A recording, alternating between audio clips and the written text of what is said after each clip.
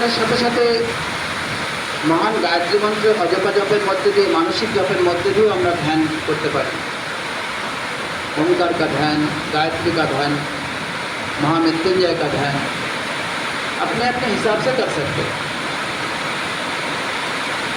लेकिन ध्याনের মধ্য দিয়ে আমরা আত্মার সঙ্গে পরমাত্মার একটা সাক্ষাৎকার করি, অর্থাৎ আত্মার সঙ্গে পরমাত্মার মিলন, পরমপিতা পরমেশ্বরের সঙ্গে আমাদের একাত্মতা বৃদ্ধি পায়। ধ্যানের মধ্য দিয়ে আমরা পরমাত্মার সঙ্গে লীন হয়ে যাই। प्राणायामेर निरंतरताय प्रत्याहार, प्रत्याहारेर निरंतरताय धारणा, धारणार निरंतरताय ध्यान घटित হয় এবং ধ্যানের নিরন্তরতায় সমাধি প্রাপ্তি হয়। এই প্রাণ সাধনায় ধারণা, ধ্যান, সমাধি তিনকে একসঙ্গে বলা হয় সংযম। এই সংযম ছাড়া আত্মদর্শন হয় না এবং আত্মপরিচয় ঘটে না। তাই ধ্যানের মধ্য দিয়ে আমাদের আত্মদর্শন, আত্মপরিচয়,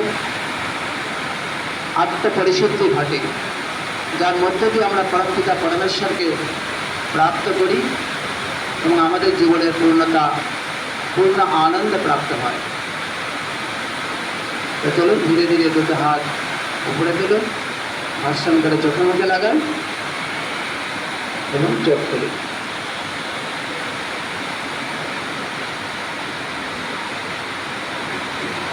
তাই আমাদের এই প্রাণায়াম সেশন মুখ্য 8টি প্রাণায়াম, 12টি আসন এবং 12টি সূক্ষ্মাসন। আমরা আরেকটু করে ক্লোজ হয়ে যেতে পারি।